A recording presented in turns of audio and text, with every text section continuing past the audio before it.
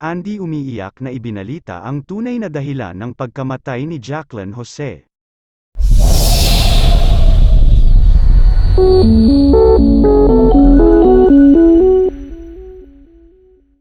Para tuldukan na ang mga espekulasyon tungkol sa pagkamatay ng kanyang inang si Jacqueline Jose, nagpa-presko na si Andy Eigenman ngayong araw.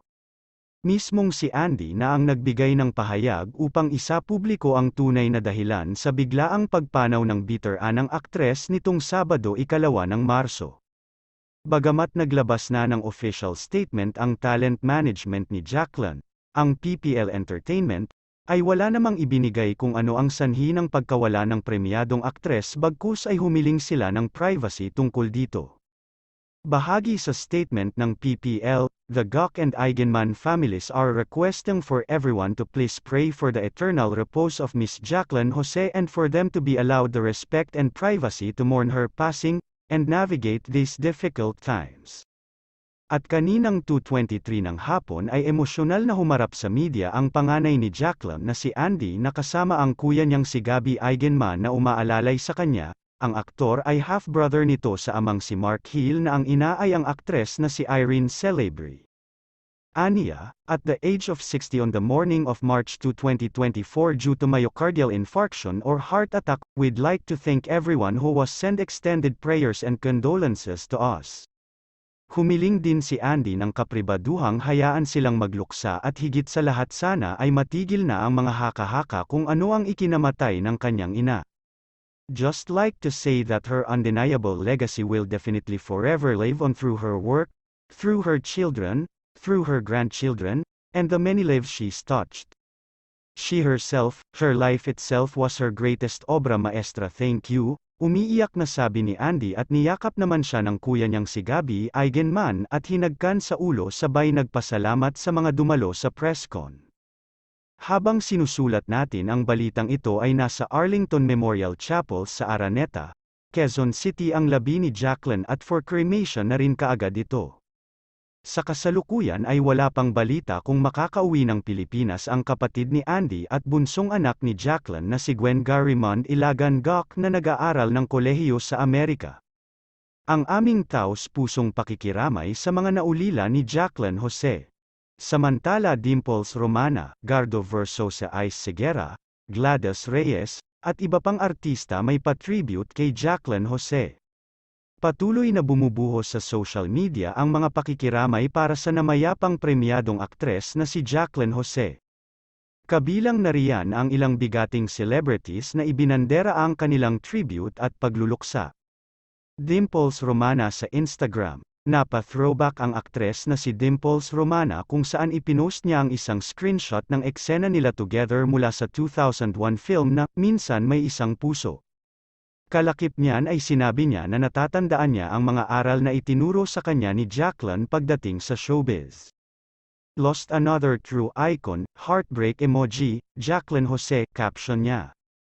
Mensahe niya sa batikang aktres, Tita Jane, I remember all the laughter, the lessons you generously taught me as a young actor back when we were shooting this movie in 2001 and for our Mai Minamahal, remake sad emoji. Mahal kita at laging yayakap ng mahigpit, red heart emoji, you will never be forgotten, folded hands emoji, ani pa niya. Makikita sa comment section ang reply ng anak ni Jacqueline na si Andy Eigenman na sinabing, mahal kita ate ko, heart emoji. Gardo Versosa ipinost naman ng aktor na si Gardo Versosa ang litrato nila ni Jacqueline, kalakip ang caption na, mahal na mahal kita abe, crying, folded hands, heartbreak emojis, masakit na paalam, crying emoji, nagkukwentuhan pa tayo diba? Sa hiwalay na Instagram post, ipinakita naman niya ang isang compilation video ng heartwarming moments at bonding nila ng namayapang batikang aktres. Ice Segura ang OPM icon na si Ice Segura, aminadong hindi makapaniwala sa biglaang pagkamatay ni Jacqueline. Nagpasalamat din siya sa pagmamahal na ibinigay ng aktres sa kanyang asawa na si Liza Dino. Lagi mo siyang sinusuportahan nung nasa FDCP at pinagtatanggol nung wala na siya, thank you for your kindness, sobrang nakakalungkot, wika ni Ice sa isang Instagram post. Mensahe niya pa, nakikiramay ako sa pamilya at sa lahat ng nagmamahal sa nag-iisang Jacqueline Jose, napakalaking kawalan sa buong industriya. Gladys Reyes tulad ng kay Ice, gayon din ang naging reaksyon ng batikang aktres na si Gladys Reyes kalakip ang throwback video ng kanyang vlog kasama si Jacqueline. Ate Jane, nakakagulat naman. Binigla mo kaming lahat, crying emoji, reaksyon ni Gladys sa IG. Kwento niya, ang dami nating pinagsamahan. Simula 9 years old ako sa Lovingly Yours Helen, hanggang dito sa huling movie natin na Apag. Di ka nagbago sakin. Salamat sa mga tips, pag-alaga mo sakin na parang ate kita talaga. Nabawasan na naman ng isang magaling at dekalibreng aktres ang industriya. Mamimiss namin ang nag-iisang Jacqueline Jose, heart emoji, dagdag pa niya. Raver Cruz halata ring nagluluksa ang aktor na si Raver Cruz kung saan ibinandera niya ang picture nila ni Jacqueline at makikita sa caption ang tatlong broken heart emojis. Kylie Padilla inamin naman ng celebrity mom na si Kylie Padilla na humagulgol siya ng iyak nang malaman ang malungkot na balita tungkol sa itinuturing niyang ina at kaibigan na si Jacqueline. Naikwento pa niya yung panahon na nagkasama sila sa TV series na Belera, at marami silang napag-usapan tungkol sa buhay-buhay.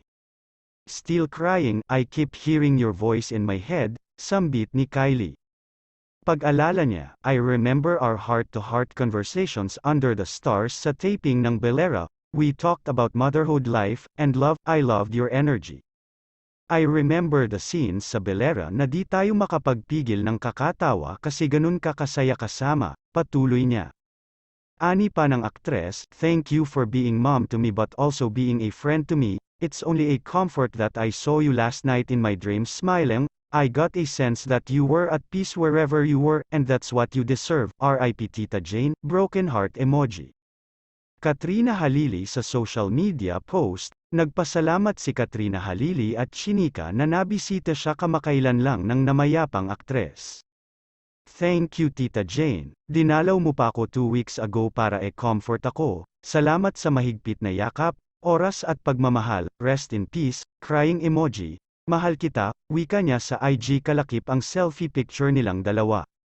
Angel Locsin nagbigay pugay rin ang aktres na si Angel Locsin kung saan ibinandera niya sa Facebook Reels ang isang throwback film kasama ang premiadong aktres. R.I.P. Ms. Jacqueline Jose, your contribution to the Philippine entertainment industry will never be forgotten, lahad niya sa post.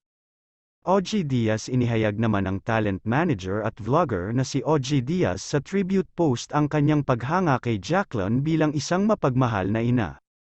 Ms. Jane, bago natin ginawa ang interbyong ito, di ko makakalimutan ang mga kwento mo ng hinanakit sa buhay. Pero hanggat maaari ay tinatapatan mo na lang yun ng pangunawa at pagtanggap na nangyayari talaga ang iyong mga tanong.